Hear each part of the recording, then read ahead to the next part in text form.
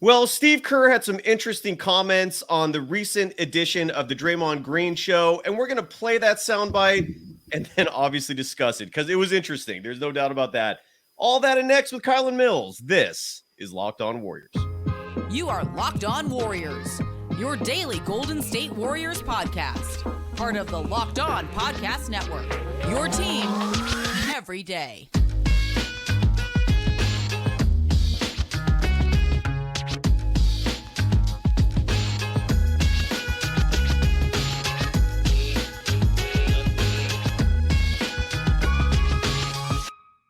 Thank you for making Locked On Warriors your first listen every day. We're free and available wherever you get podcasts and on YouTube, part of the Locked On Podcast Network. Today's episode is brought to you by Gametime. Download the Gametime app, create an account, and use the code LOCKEDONNBA for $20 off your first purchase. Last-minute tickets, lowest price, guaranteed. You can follow Kylen Mills on all social media platforms, including Twitter, Instagram, TikTok, at Kylen Mills. Super easy. You can follow me, Cyrus Saatsaz, on Twitter at DogSurfRoadshow. Kylen, great to see you. And we're about to play a soundbite. Before we get into that, how are you? And anything you want to say to the audience to preclude what we're going to play?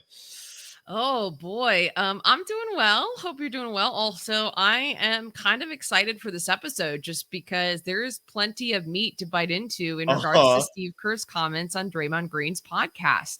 I'll say I was surprised by what you're about to hear. And I mean, I think we just got to dive right into it because it's very, very interesting, a little bit surprising and quite telling about some of the dynamics and what really went on within the Warriors organization this season. So let's get at it, dude. Like, Let's do it. And I know I need a haircut, by the way. That's going to happen at some point. All right, here is, this is the clip. And again, this was Steve Kerr on Draymond Green's podcast, The Draymond Green Show, and the conversation turned to what the Miami Heat are doing in the NBA Finals that's translating into success, resulting in a 1-1 split. The Heat now have home court advantage, and Kylen, if we have time in this show, we'll talk about that series as well. But here is Steve Kerr making these comments that seems a lot like it's insinuating it's about his own team. The huge three in the fourth quarter tonight, and it's like, none of those guys on Miami are sitting there saying, well, I didn't play, or man, they put in so-and-so. Like, they're just all about winning.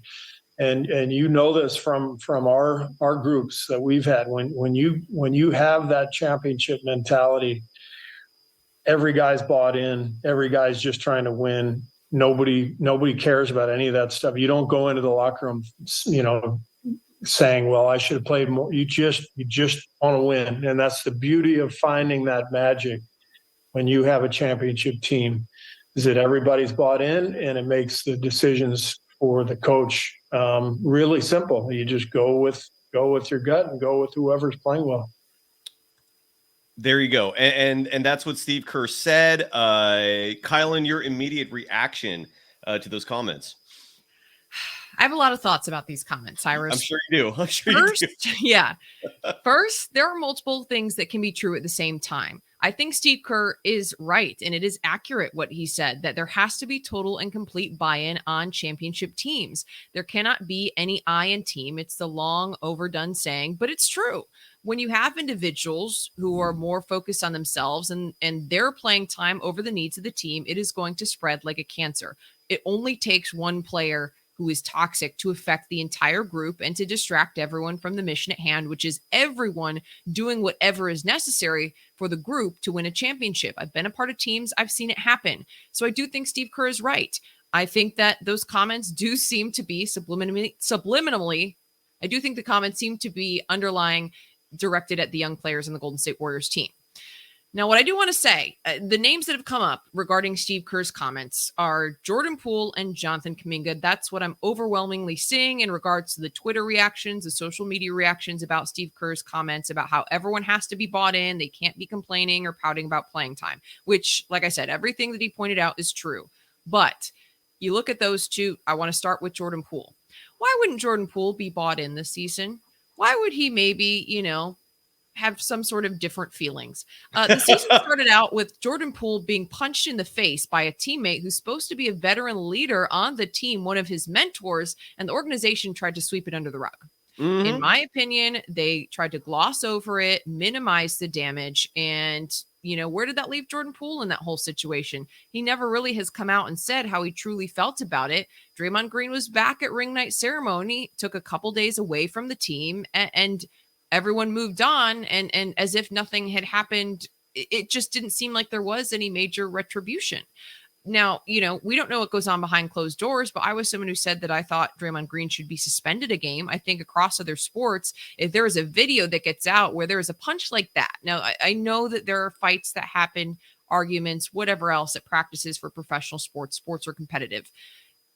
The way the punch happened, the way he just walked over and almost sucker punched Jordan Poole, the amount of force he put behind it, just like nothing about that situation was normal to me. And there had been tension between those two before a little bit. For example, during the championship run, they, had some, little moments of jarring with each other. They both kind of talked about, yeah, we're like brothers. We go back and forth. But to me, nothing about that punch in the preseason was normal. So, I just think for Jordan Poole to feel, a part of the team, to be totally bought in terms of his role and making sacrifices for the team, to me, the tone was set with the Draymond Green punch and the way the Warriors handled it. So I think right from the get-go this season, if you want to look at the culture being impacted, that was the first wrong turn. Now, in terms of Jonathan Kuminga, I do think there's a little bit of immaturity, maybe a little bit of head hanging when he doesn't play. Fair enough. I think he could handle the situation better. You also have young competitors who want to be a part of it. They want to compete, so I understand it in that regard. But maybe a little bit more maturity could come from Jonathan Kuminga, not the same situation as Jordan Poole. I also think at the same time, it can be true that head coach Steve Kerr should have and could have used Kuminga in a better way. Even in the postseason, I thought Jonathan Kuminga should have gotten another chance. I do think that Steve Kerr should have given the younger players a longer leash throughout the regular season as well. But you look at Moses Moody. Moses Moody did everything right, and Steve Kerr still didn't play him or DNP'd him throughout the season. He did finally get his moment in the postseason, but, I don't know that having total buy-in and the right attitude would have necessarily made a difference, because to me, it was clear Steve Kerr didn't trust the young players throughout this regular season. It's apparent that something and more than maybe a lot of us realized was going on behind closed doors with this team. To me, the Bob Myers stepping away, a guy who's at the height of his career, led this team and organization to so many championships, so close to all the players, for him to step back from basketball, for Steve Kerr to be going out on a podcast and saying these kinds of things, that shocks me a little bit. Steve Kerr, I've watched go up on the podium at Warriors press events and say, well, we want to make sure we're keeping things in-house.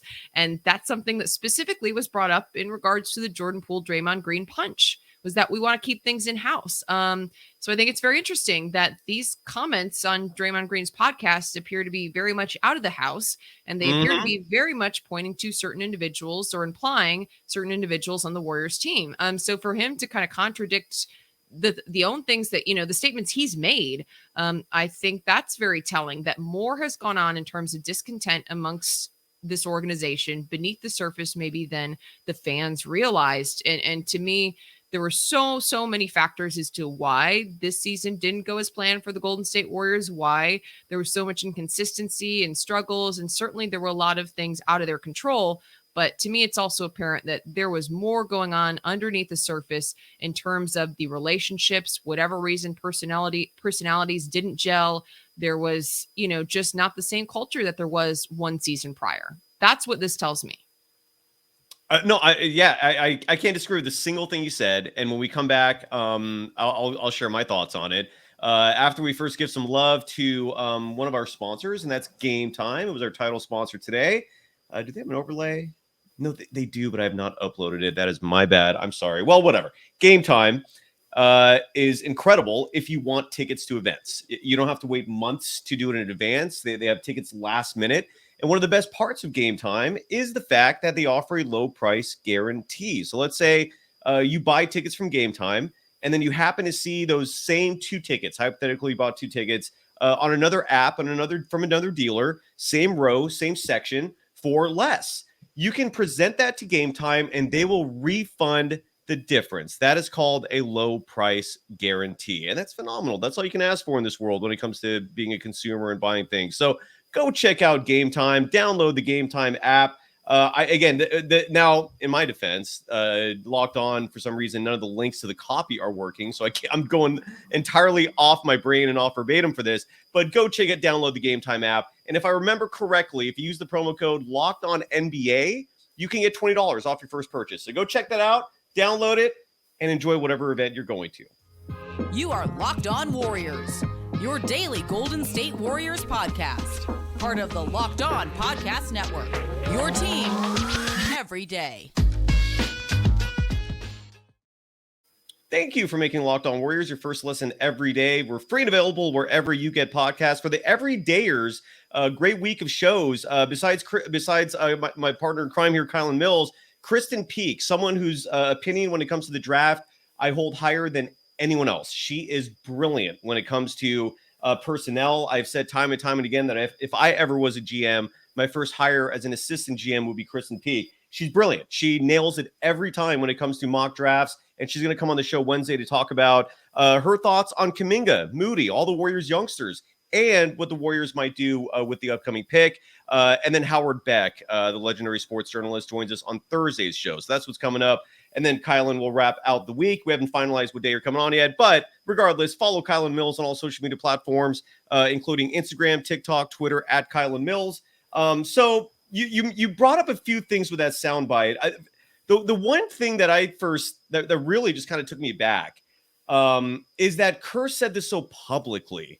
And I know you touched that already, but I just have to like second that, because it's insane. I mean, this is someone who has always modeled himself for being the grown up in the room, being the professional. I totally agree with you that they bungled the handling of the Jordan Poole punch. It was just ugly in every regard. The Warriors did not handle that situation in a clean manner. They were in an incredibly tough situation. I'll give them that, in the sense that this incident happened right before ring night, and it was just in a tough spot. Now, granted, you could have maybe suspended Draymond for the second game. There could have been solutions for that, but it just wasn't handled well. There's no debating that. And for Kerr to go publicly, and I mean, because there's no, I don't think there's any disputing this, that him saying these words, and he's a media savant. I give him full credit for the way he handles the media. He was a media professional for a large number of years. Yeah. He fully is aware and cognizant of the fact that every word that comes out of his mouth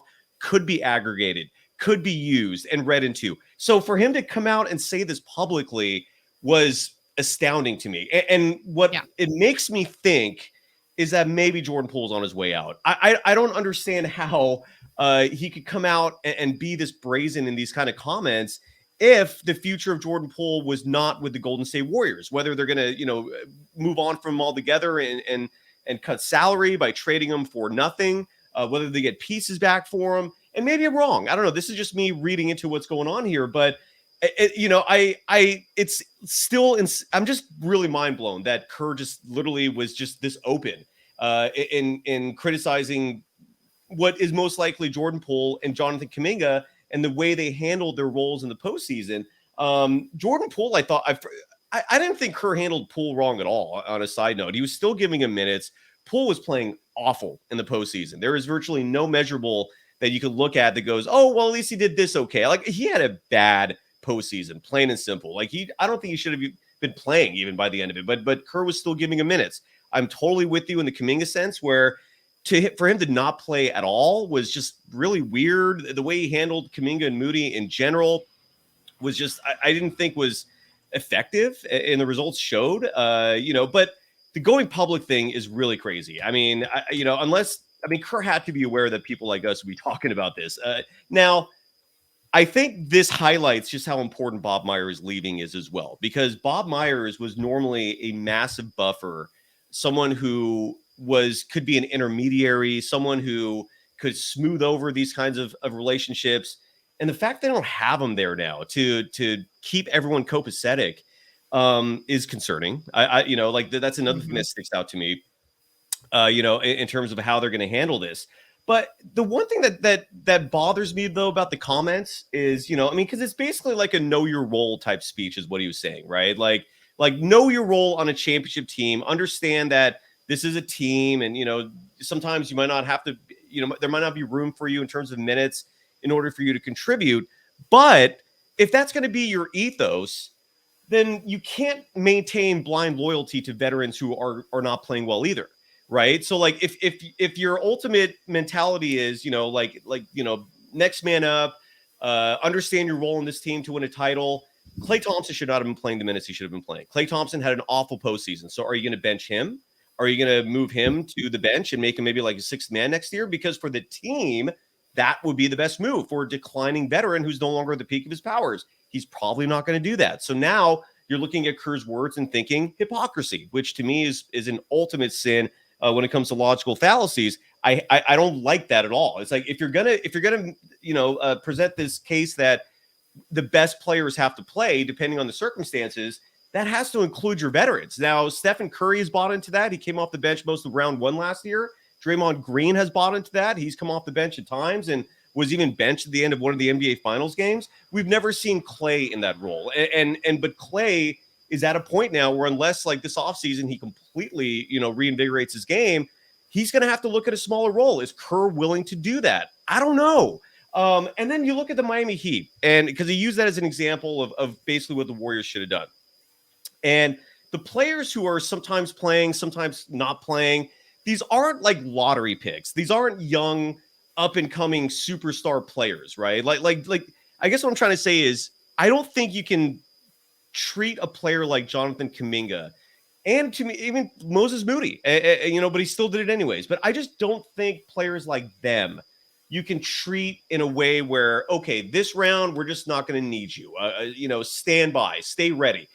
These are two players who, until they came to the Warriors, were looked at as the focal point of their offenses, right? I mean, Moses Moody was the star at Arkansas. Jonathan Kuminga was a high school superstar. He was a star of his G League team. And these aren't players that you can easily adapt into being like bench players who might only play 5-10 minutes one night, might not play at all. These are players who need to play, right? I mean, like, you're not going to treat, for example, going back to the Miami Heat, like Bam Adebayo is not going to be treated like a role player. He's going to play. Jimmy Butler is not going to be treated like a role player. He's going to play. JaMychal Green is a name that came up because what Kerr said is being synonymous with what what Stephen Curry said in his speech in the first round of the playoffs this recent year, where Steph supposedly had this impassioned speech that was sort of calling out Jordan Poole and Jonathan Kuminga. But you can't call out. There are just certain players you can't call out, is what I'm trying to say. Like, some players have to play. They do have those egos, and it's up to the coach to manage those egos and understand that you have to handle each individual appropriately. And if this is the way you were going to treat them, if this was the plan, why did you draft them in the first place? Like, these are two guys that have to play. Now, granted, if they were crappy, if they were detrimental to your team's success, I get it. Bench them. They're not doing well. Jonathan Kuminga never once showed that all season. Jonathan Kuminga was playing pivotal minutes down the stretch when Andrew Wiggins was out mourning his father or dealing with his father's illness, and Kuminga rose to the challenge. And he was rewarded for that with a benching, with DNPs, with 2-3 minutes of observation before deciding that's enough, even though that's just a minuscule sample size to judge a player. So you have to read the room. And for Steve Kerr to think that players like Jonathan Kuminga and Moses Moody, the Moody handled it incredibly well. Apparently, Jonathan Kuminga, by Kerr standards and Stephen Curry standards, did not. But I just don't think Kerr handled it appropriately. And for him to have this false equivalency of Kuminga, Moody, and Jordan Poole being in the same position as like a Gabe Vincent, as a Caleb Martin, they're not the same. They're nowhere near the same. You're comparing undrafted players who are patient, who are sometimes not playing or playing very specific roles, with lottery picks who have been heralded most of their lives, who have been treated like superstars most of their lives. And look, no one forced you to draft them. No one put a gun to your head and said, draft Jonathan Kuminga. You could have taken a safer route and gone with Franz Wagner, right? You could have taken a different direction here. You made these picks. You got to live with it. And I just think it's incredibly unfair to make this false equivalency between what the Heat are going through and how Spo is coaching that team versus how Kerr expected the players on this roster this year to handle their roles. That's my take on it. But ultimately, I think it's crazy that Kerr came out publicly, and that kind of tells me that maybe Jordan Poole is on his way out. I don't know. What do you think to everything I said, Kylen? I have many thoughts. Do we need to do our Please. next ad break? We have no can more I ad break, get so into go it? for it. We're Okay, free the rest of the way. perfect. All right. Yeah. I didn't want to start rambling, and then you're like, "Ooh, wait." No, go for it. I'm done. So in some regards, I agree with you that every player needs to be handled differently. And no, a Jordan Poole and Jonathan Kuminga aren't in the same boat as some of the Miami Heat players you mentioned. And they're not in the same boat as anyone else but themselves, because each player does need to be managed on an individual basis by the coach, Steve Kerr. The thing is, Steve Kerr has done that with certain individuals. Look at how he handles Draymond Green. There are some coaches that would get in Draymond Green's face, who would scream at him. And it just depends. Every coach is different as well. But, there's some coaches who would get angry in regards to the constant ejections and mouth running and, I don't know, maybe punching a teammate. But Steve Kerr also recognizes the way to deal with Draymond Green and the best way to handle, the fieriness that he brings to the floor that they love on one hand, but can be a double-edged sword on the other. To me, it just was clear that he didn't trust the young players this season. I don't think it mattered who they were. I don't think it mattered if you were Moses Moody, who had a great attitude and worked super hard. I don't think it mattered if you were Jonathan Kuminga, who maybe hung your head a little bit and showed a little bit how upset you were when you were on the bench because you want to be out there playing and you're super competitive. To me, that didn't matter. Steve Kerr didn't trust the young guys. Like, that's what I took away from this season, based on the fact that Anthony Lamb and Ty Jerome were getting 20 plus minutes a night, while some of the young players that were drafted, lottery picks, look at the James Wiseman situation. To me, it was very clear that across the board, Steve Kerr didn't trust the young players. Also, though, one thing I do want to mention is that you mentioned that every player needs to be treated differently. Some just need to play and whatever else. I do think there is some of that has to be earned. So like, for example, and I'm saying, I do think he treats Draymond Green differently, or some of the Warriors veterans differently. Like, they've earned that level of trust. So I get that. And the young players also do need to come in, earn the trust, earn the playing time. But Jonathan Kuminga and Moses Moody were a part of a championship team one season ago. That's what is so hard for me to wrap my mind around, is that they contributed in the championship run, and then to come back the next season and to DMP them in the middle of February on a team that's barely over 500 so that two-way players can rack up 25 minutes, it makes no sense to me. James Wiseman, who you coveted and the organization has said for so long they believe in, they just want to get him back on track after dealing with so many injuries, an unfortunate situation, he never got a chance. He never got a chance with the Warriors organization, which is a disappointing thing about the whole situation to me. Maybe James Wiseman will go on to be a huge talent or have a long career in the NBA. We would never know, because I don't think he ever got a fair shot with the Warriors, because I think across the board, Steve Kerr didn't want to play the young players. To me, that was it.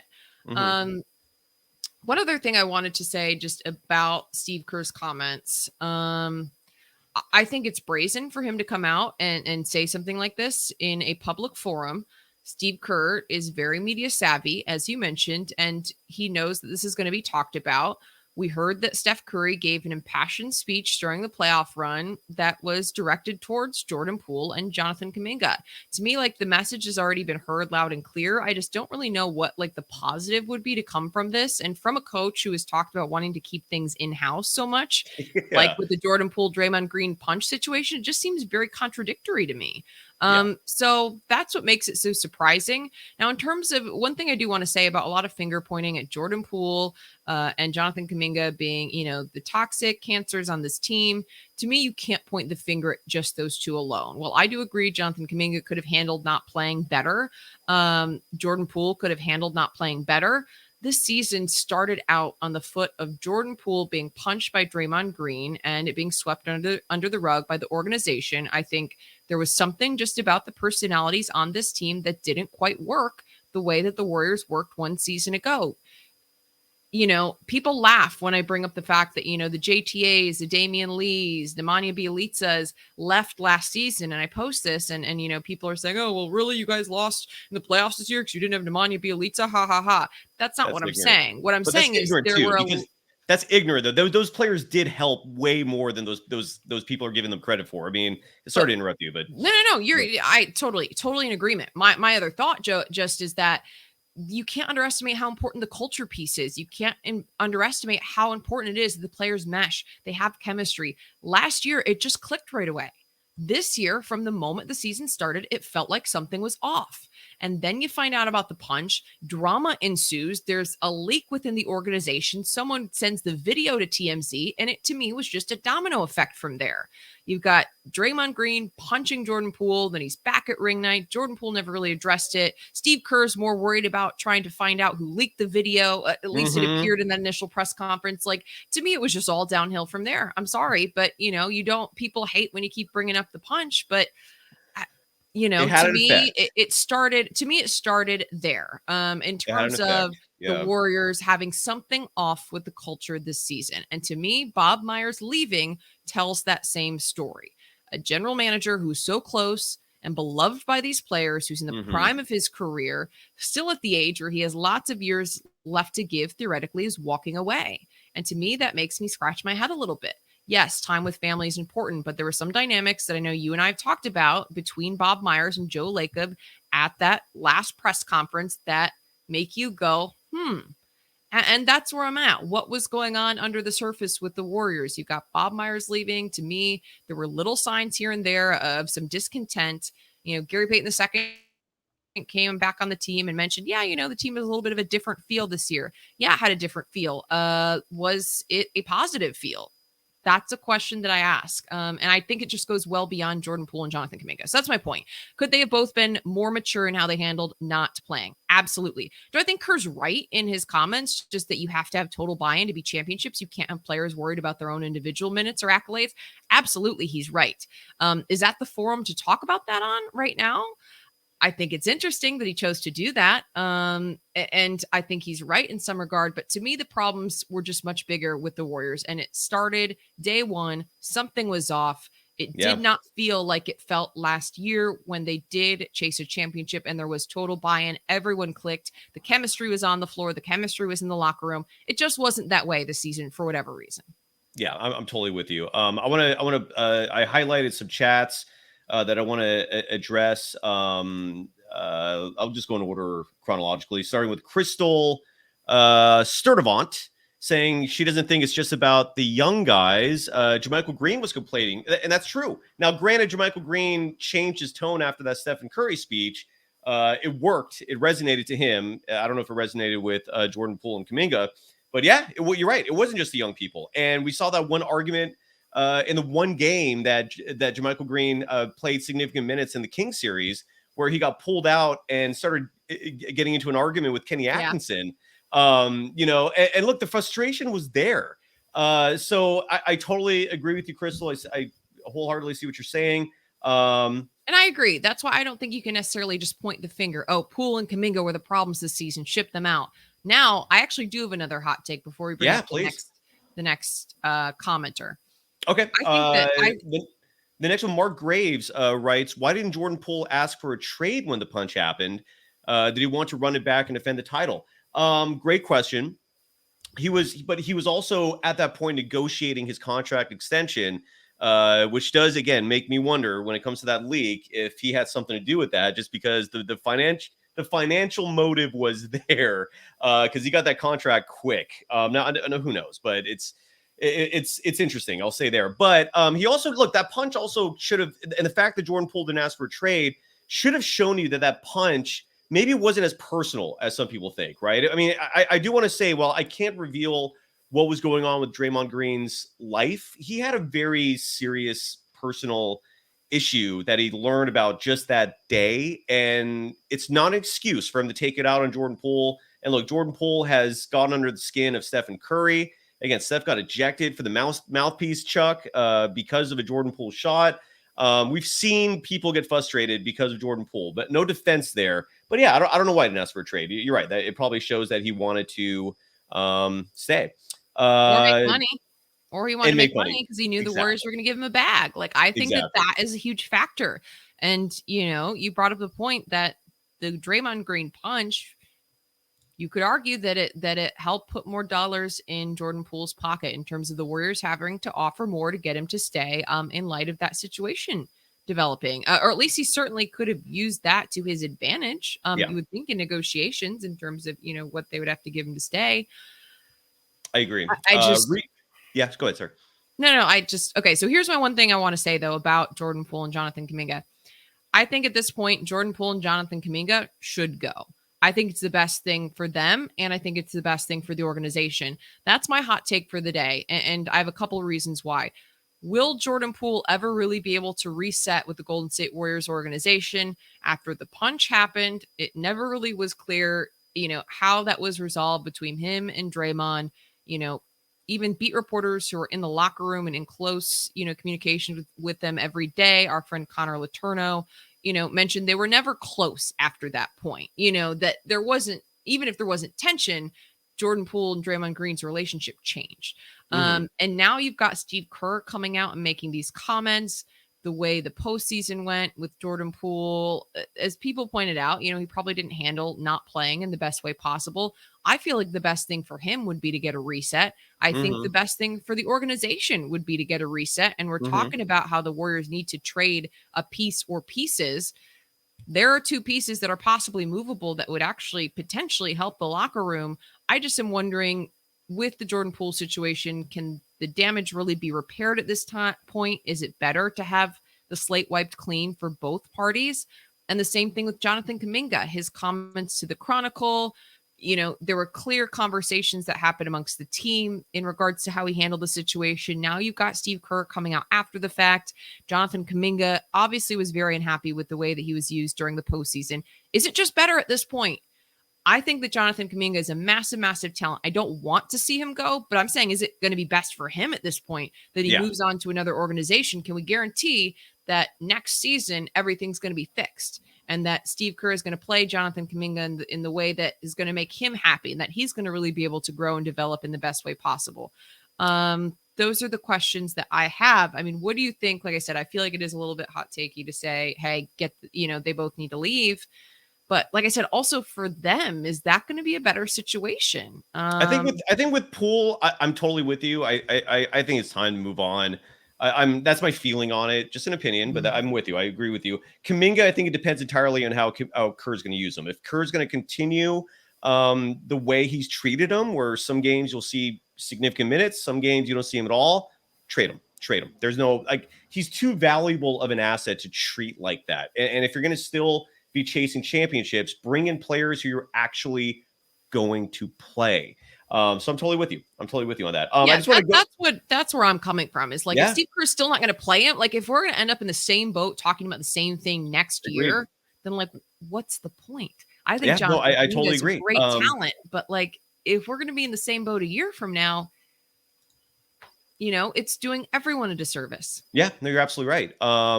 And just a few more real quick, because I know we're up against the clock here. Rico Suave writes, Kerr needs veterans, not young guys. Yeah, I agree. If Kerr's going to stay the coach, he needs guys who can actually play, right? Bruce Morrow writes, I don't know where you're going. Cy, Kuminga, and Moody can't be called out. I don't support calling them out publicly, right? I mean, that's where I think the line is drawn. No, not publicly. I think that's an issue. And part of the problem is, where's the accountability on Kerr's part? Like I haven't heard him once come out and, I mean, I guess during the regular season he sometimes would say it's on me and stuff, but where's the accountability for not playing your two lottery picks all season, yet playing those two-way players, which did not result in success? Yet he doubled down in an interview and said he doesn't regret that decision. Where is the accountability there? Where's the accountability for whatever went wrong with this team defensively? Offensively in the postseason toward the end there. Where's the accountability on the coach? I mean, he's the leader of this team. Does he not deserve some blame here? Andre, who in the chat has really been against Poole and Kuminga, writes, Kuminga's agent demanding his client plays more minutes and have a role next year. Who is this guy? Kuminga was someone who was drafted at one point in that draft, one of the deepest drafts in NBA history. He was projected to go number 1. Okay, I know this might sound hyperbolic, but it is representative of reality. Let's say Scoot Henderson, even Wembanyama, let's say they get drafted and they get treated the exact same way Kuminga gets treated. Do you think those two guys are just going to sit there and go, this is fine, I'm okay with this? Absolutely not. And whether or not you agree that Kuminga is that level of talent, that is what Kuminga believes. And the Warriors knew that going in. And the other part of it is, I've never seen Kuminga do a single thing to earn a lack of minutes, if that makes sense. Like people have come out and criticized his brief outings in the playoffs this last year, and said that he didn't have energy or whatever. But in the games he played where he actually had minutes, they were successful. His shooting was fine. They won most of those games. I just don't understand what's going on there. Kerr needs to have some accountability. There needs to be some blame directed towards the head coach who's supposed to be leading this whole thing. So that's my thoughts on that. And Ray Lang adds to this as well. Why are the Warriors so sloppy? Like, look at the Miami Heat. They're playing disciplined basketball. They have a series tied right now.